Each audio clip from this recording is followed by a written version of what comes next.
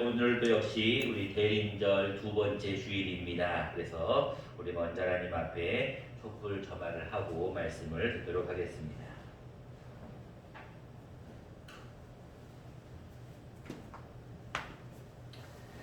기도하겠습니다. 사랑하는 주님, 특별히 이 땅에 평화의 왕으로 오신 주님, 이 땅에 오신 예수 그리스도를 기다리는 대림절기에 우리가 예수님을 기다리는 촛불을 점화하고자 합니다. 두 번째 초는 우리 회개를 상징하는 회개의 촛불이오니 우리 마음 가운데 아버지 회개하는 마음을 주시고 통회하는 마음을 주시고 하나님 앞에 주님의 성탄을 준비하지 못한 것에 대한 하나님 앞에 책망의 소리를 듣고 하나님 앞에 더 충성하며 열심을 낼 수 있는 우리 모두 되게 하여 주시옵소서. 이 모든 말씀 우리 구주 예수 그리스도 이름으로 기도합니다. 아멘. 오늘은 대림절 두 번째 주일이라 우리 초를 두 개를 점하도록 하겠습니다.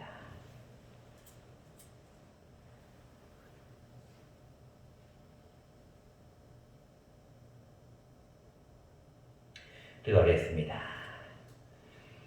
사랑하는 주님 감사합니다. 예수 그리스도의 오심을 준비하는 대림절기 우리가 두 번째 주일을 맞이하여 초를 두 개를 점화하였습니다.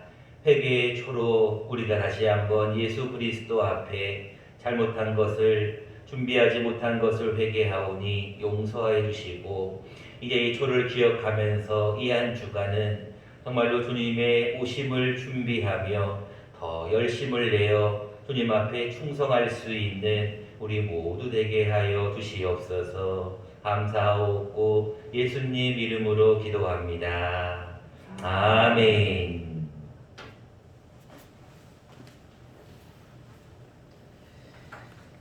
여러분들 오늘도 역시 대림절 두 번째 주일을 맞이하면서 여러분 초를 보시면서 다시 한번 늘 기억할 것은 예수 그리스도께서 이 땅에 오심을 우리가 잘 준비해야겠다 생각을 해야 될 것 같습니다. 지난주 첫 번째 초는 기다림과 소망의 촛불이었습니다. 오늘 초는 회개와 더불어서 평화의 촛불입니다. 이 땅에 평화의 왕으로 오신 예수 그리스도를 우리가 잘 준비하지 못하였다면 이 한 주간은 우리가 회개하며 예수님을 잘 준비할 수 있는 우리 모두가 되었으면 좋겠습니다. 자, 여러분들 잘 아시는 말씀 이 요한계시록 3장 20절 말씀은 예수님의 초청의 말씀입니다. 누구든지 내가 문 밖에 서서 문을 두드리는데 문을 열면 음성을 듣고 문을 열면 내가 그에게로 들어가겠다라고 하는 그런 주님의 귀한 말씀입니다. 우리가 계속해서 지금 복음에 대한 말씀을 나누고 있는데요. 여러분 복음의 제4원리 혹시 기억하시나 모르겠습니다. 우리가 지난주에는 한 주 대림절에서 빼먹어서 여러분들이 조금 시간이 지났는데 여러분들이 조금 잊어버릴 수도 있을 것 같아서 다시 한번 자막을 보시고 한번 4원리를 한번 읽어보도록 하겠습니다. 자막을 보겠습니다. 시작. 당신은 인격적으로 예수님을 나의 주님으로 영접해야 합니다. 여러분 복음이 무엇인가에 대해서 여러분들이 계속해서 말씀을 듣고 있습니다. 여러분이 복음이 무엇인가를 정확한 정의를 가지고 있어야 여러분들이 누구를 만나든 복음을 전할 수가 있습니다. 첫 번째 원리는 하나님은 당신을 사랑하신다는 것, 당신을 위한 놀라운 계획이 있다는 거예요. 두 번째 원리는 그럼에도 불구하고 우리는 죄 가운데 빠졌다는 거예요. 근데 이 죄에 빠진 우리를 유일하게 하나님께로 갈 수 있는 유일한 길이 제3원리인데 누구만이 예수 그리스도, 누구만이 하나님께로 갈 수 있다고요? 예수 그리스도만이 하나님께로 가는 유일한 길. 이게 3원리예요. 자, 마지막 4원리를 지금 우리가 말씀을 나누고 있는데 제4원리는 뭐냐? 이 예수 그리스도만이라는 걸 우리가 말씀을 들었는데 이 예수 그리스도를 나의 주님으로 영접해야 된다는 거예요. 모셔드려야 된다는 거예요. 그래서 여러분들 요한복음 1장 12절 말씀 많은 분들이 외우시고 계시는 말씀이죠. 영접하는 자, 곧 그 이름을 믿는 자들에게 뭐가 된다고요? 하나님의 자녀가 되는 권세를 주신다는 거예요. 여러분들 제4원리는 예수님을 나의 주님으로 모셔드려야 돼요. 자, 그러면서 여러분들에게 한번 여쭤보겠습니다. 여러분들은 여러분들의 마음 가운데 예수님이 계시나요? 이렇게 여러분 여쭤보면 대부분들이 예수님이 계시나요? 로마서 10장 10절에 이렇게 말씀하고 있습니다. 사람이 마음으로 믿어 의에 이르고 입으로 시인하여 구원에 이른다고 했어요. 여러분이 마음으로 믿는 것이 아마 영접에 대한 의미겠는데 마음으로는 믿어. 근데 그걸 여러분들이 입으로 시인하셔야 돼. 그래야 구원을 받는 거예요. 입으로 시인하여 구원에 이르는데 여러분들 다시 한번 여쭤보겠습니다. 예수님이 내 마음에 계시는 게 확실하신 분들은 한번 아멘 한번 해보세요. 여러분들 예수님이 내 마음에 계심을 확신합니까? 네, 여러분들 마음에 여러분들 마음으로 내 마음에 계시는 건 나도 믿어요. 근데 여러분들이 그것을 꼭 입으로 시인하셔야 해요. 여러분들 예수님을 영접하셨어요? 라고 여쭤보면 여러분들이 아멘 할 수 있어요. 안 믿는 자들에게는 영접해야 됩니다 라고 얘기해야 되고 우리는 영접을 한 우리에게는 아멘이라고 얘기하는 것이 성경적입니다.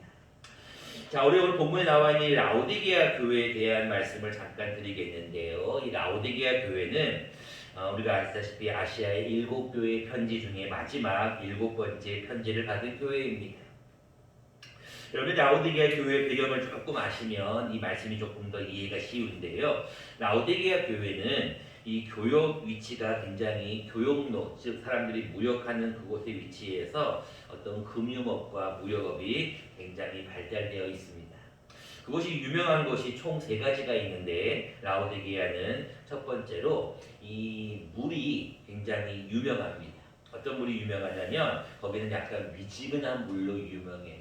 너무 뜨거운 온천물도 아니고 너무 차가운 냉수물도 아니고 거기는 석회 물질이 들어있는 어떤 약간 미지근한 물이 많이 나오는 그런 곳으로 유명합니다. 두 번째로 유명한 것은 거기에는 최고급 검은 양털이 유명하다고 합니다. 그래서 여기는 양털로 만든 의류업도 굉장히 발달되어 있다고 그래요.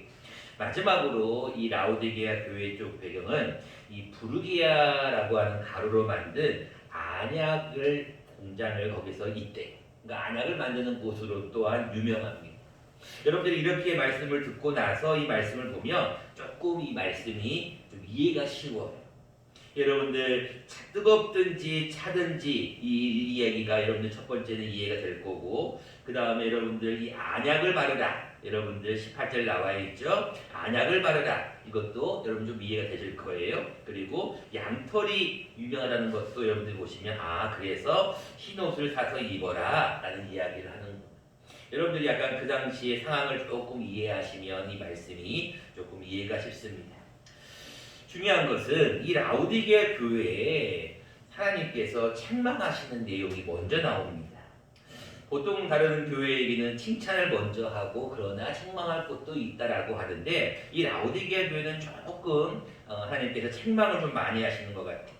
무슨 책망을 하십니까? 먼저 15절 말씀에 이런 책망을 하십니다. 내가 내 행위를 안다. 너는 차지도 않다. 뜨겁지도 않다. 너가 좀 차든지 뜨겁든지 하기를 원한다라는 책망을 받습니다. 자, 우리가 차지도 않고 뜨겁지도 않다. 이게 뭘까요? 참 미지근한 그런 거 있잖아요. 이건 뭐 뜨거운 것도 아니고 찬 것도 아니고 뭐 어떤 좀 어중간한 그런 상태를 하나님이 책망하시는 것 같아요. 두 번째로 책망하는 내용이 17절에 나옵니다. 너는 스스로 말하기를 내가 부자라 나는 부자라 부요하여 부족함이 없다라고 하는데 아니다. 너가 아무리 잘 사는 지역에 살고 부유한 곳에 살고 무역업이 많아서 돈이 왕래가 많을지라도 너는 곤고한 자다. 너는 가련한 자다. 너는 가난한 자다. 눈먼 자다. 벌거벗은 자라는 것을 다시 한번 성경이 책망하고 있어요. 자, 여러분 라오디게아 교회 같이 잘 사는 곳, 또 어떤 물질적으로 부족함이 없는 곳, 어떤 의료업이나 또는 의학계통으로 여러 가지 것들이 다들 풍족한 곳을 향하여서 아니다. 너는 가난하다라고 하나님 책망하시는 거예요. 근데 그것만 말씀하시는 것이 아니라 좋은 처방전도 말씀하시죠. 처방전이 18절과 19절에 나오는데 어떤 처방을 주시느냐? 그래서 내가 너를 권한다. 너는 불로 연단한 금을 좀 사라. 여러분 부유한 사람에게 부자인 사람에게 불로 연단한 금을 사라. 이 뭔 말인가? 불로 연단한 금을 사서 좀 부유하게 하고 흰옷을 사서 양털업이 굉장히 발달되어 있는 그곳에서 흰옷을 좀 사서 입어서 벌거벗은 수치를 좀 면하게 하고 또 이미 안약을 만드는 곳이 유명한 곳에다가 안약을 사서 눈에 좀 발라보라고 하는 거예요. 자, 우리가 조금 이해하기 어려운 상황이지만 그러나 성경은 너가 좀 금을 좀 사라. 너가 좀 흰옷을 사라. 너가 좀 안약을 사라. 그래서 좀 너 자신을 좀 돌보라라는 거예요. 두 번째 처방전입니다. 19절 말씀에 무릇 내가 사랑하는 자를 책망하여 징계하노니 징계한다는 거예요. 책망하는 거예요. 그렇기 때문에 너는 열심을 좀 내라. 좀 회개하라 라고 성경에 기록하고 있어요. 자, 그러면서 내가 문을 서서 문을 두드린다. 내가 너를 노크를 한다. 문을 두드리느니 내 음성을 듣고 문을 열면 내가 너한테로 들어가서 모든 것을 해결해 줄 거야 라고 성경에 기록하고 있는 내용입니다. 자, 그렇다면 오늘 우리가 본문을 통하여서 예수님께서 내 마음속에 들어오심을 우리가 영접함을 우리가 갖고 있는 우리가 어떤 모습으로 살아가야 될 것인가. 다시 말하면 내 마음에 예수님이 들어와 계신 자는 어떤 모습으로 살아야 할 것인가. 우리가 두 가지 말씀을 오늘 함께 나누려고 합니다. 첫 번째입니다. 예수님이 내 마음에 계신다고 여러분들이 아멘 하셨는데 예수님이 내 마음에 계심을 믿는 자들은 첫 번째로 신앙에 열심을 내는 자들입니다. 여러분들 19절 말씀을 잠깐 다시 한번 보시길 바랍니다. 내가 사랑하는 자를 책망하여 징계하노니 그러므로 내가 열심을 내라. 여러분들 신앙 가운데 열심이 있습니까? 열심이 없습니까? 보통 사람들은 처음의 마음은 다들 열심을 냅니다. 여러분 처음 직분 받았을 때, 처음 예수를 믿었을 때, 내가 남은 생에 열심히 주를 위해 살아야겠다라고 하지만 우리가 점점 가면 갈수록 뒷심은 어떠냐는 거예요. 우리가 열심히 많이 쇠퇴하고 있어요. 그러면서 이런 이야기를 합니다. 내가 옛날에는 열심을 내었다는 것. 여러분 그건 중요한 게 아니에요. 지금 열심을 내고 있는가가 중요한 거예요. 여러분 성경 말씀에 차든지 뜨겁든지 하라는 거예요. 어떤 이는 이 말씀을 가지고 그래 나는 뜨겁지 않으니까 차가울 거야. 냉랭해질 거야. 나는 이제 아무 일도 하지 않을 거야. 열심을 안 낼 거야. 이렇게 해석하는 분들도 있어요. 차갑다는 게 그런 뜻이 아니에요. 여러분 차갑다는 게 무슨 말인가요? 좀 시원하게 하라는 거예요. 뜨겁다는 게 뭐예요? 좀 뜨겁게 하라는 거예요. 미지근하게 좀 시원하지도 않고 뜨겁지도 않은 이게 아니라 좀 시원하라는 거예요. 좀 뜨거우라는 거예요. 여러분 그래서 잠언서에는 뭐라고 말씀하고 있습니까? 앞에 자막을 보시고 함께 한번 읽어보도록 하겠습니다. 시작. 충성된 사자는 그를 보낸 이에게 마치 추수하는 날에 얼음 냉수 같아서 능히 그 주인의 마음을 시원하게 하느니라. 여러분 뭐와 같다고요? 얼음 냉수와 같아요. 이 차갑다는 말이 그런 얘기예요. 여러분 내가 내 행위를 아는데 좀 시원하게 좀 살라는 거예요. 요즘 젊은이들 말하는 대로 쿨하게 살라는 거예요. 여러분들 좀 주인의 마음을 좀 시원하게 해드리게 하라는 거예요. 여러분 여기서 차갑다는 말이 그런 의미예요. 많은 사람들이 차갑다, 너가 차지도 않는다니까 아무런 냉랭함을 얘기하는 게 아니라 좀 주인의 마음을 시원하게 좀 해드리라는 거예요. 여러분 한여름에 정말로 더울 때 뜨거운 그 시원한 얼음 냉수 여러분 어때요? 얼마나 시원하고 좋습니까? 그거 한 잔을 마셨을 때 여러분 얼마나 갈증이 풀려요. 그런 것처럼 충성된 사자를 얘기하는 거예요. 충성된 사자는 그를 보낸 이에게 마치 추수하는 날에 시원한 얼음 냉수와 같다.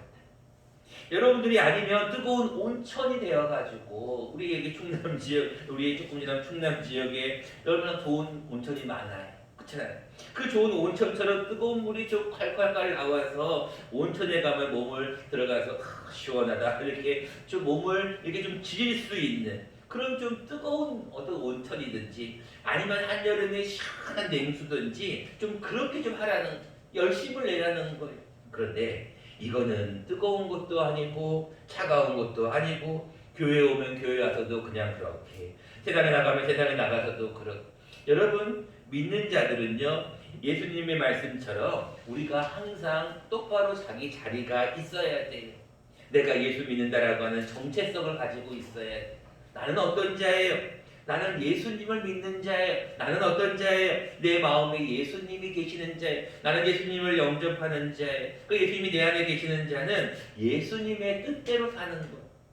20절 말씀이 그 말씀이잖아요. 누구든지 문을 열면 예수님이 내 안에 들어오심을 영접하면 내가 그에게로 들어간다는 것. 예수님이 우리 안에 지금 들어와 계셔요. 그리고 그와 더불어 먹고 우리와 함께 더불어 먹고 그는 나와 더불어 지금 무슨 얘기? 나는 포도나무요 너희는 가지에 그가 내 안에 내가 그 안에 여러분들 예수님과 나와의 관계가 정립이 되는 거거든요. 그러기 위해서는 이제는 여러분들 마음 가운데 좀 신앙에 열심을 내야 됩니다. 아이고 노래도 다 갔는데 내년부터 열심히 해야지. 아니에요. 지금부터가 중요한 거예요. 지금부터 우리 다시 한번 신앙에 열심을 내야 돼요. 그래서 하나님 앞에 예수님이 내 안에 계시니까 나는 이제 다시 한번 열심을 낸다. 열심을 내지 않으면요 주님이 책망하시는 거예요. 로마서 12장에 뭐라고 말씀하고 있어요? 열심을 품고 주를 섬기라 그러잖아요. 여러분 주를 섬길 때요 열심을 안 내보세요. 아무것도 안 돼요. 여러분 교회 일도 그렇고 세상 일도 마찬가지. 여러분 집안 일도 마찬가지잖아요. 아무 일도 안 해보세요. 가만히 있어 보세요. 몸은 편하시죠. 근데 집은 어떻게 돼요? 난잡하게 되는 거예요. 근데 여러분 집안에 뭔 일을 해도 표가 나요? 안 나요? 표가 안 나요. 왜요? 열심히 뭐를 해도 표가 안 나는 거는 그 열심히 하기 때문에 표가 안 나는 거예요. 아무 일도 안 하면 표가 나게 돼 있다니. 교회 일도 마찬가지예요.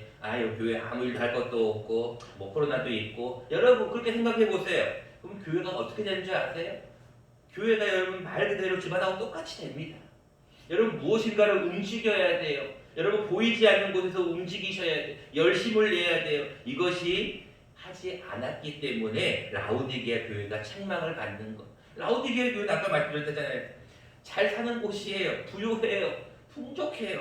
그럼 뭐 별 문제가 없는 거예요. 그러니까 성경에서 책망하여 징계하는 거예요.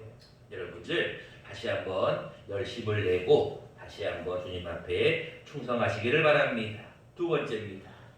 예수님이 내 안에 계심을 믿는 자, 예수님이 내 안에 계시는 자는 영접하는 자는 교만하지 않는 자입니다. 17절 말씀입니다. 내가 말하기를 나는 부자라 부요하여 부족한 것이 없다 하나. 여러분 이 자체가 교만입니다. 첫 번째 여러분들 나는 열심을 내고 있어요. 나는 교회에서 열심히 기도도 하고 있고요. 나는 열심히 봉사도 하고 있고요. 헌금도 열심히 내고 있고요. 나는 교회 살아가는 거 잘하고 있어요. 그래서 나는 별 문제가 없어요. 여러분 이 자체가 교만이라는 거. 여러분 신앙의 열심이 너무너무 중요합니다. 그러나 또한 중요한 것은 뭐냐면 그것 또한 내 힘으로 하는 것은 아니라는 거예요. 이 많은 사람들이 내 힘으로 내가 이것도 하고 저것도 하고 생각하는데 아니에요. 오늘도 여러분 코로나 몇 명 확진된 줄 아세요? 어저께가 물론 토요일 주말임에도 불구하고도 벌써 600명이 넘어갑니다. 거의 650명대가 넘어가고 있어요. 여러분 상황이 지금 어려울 수도 있어요. 많은 의학자들이 걱정을 하고 있습니다.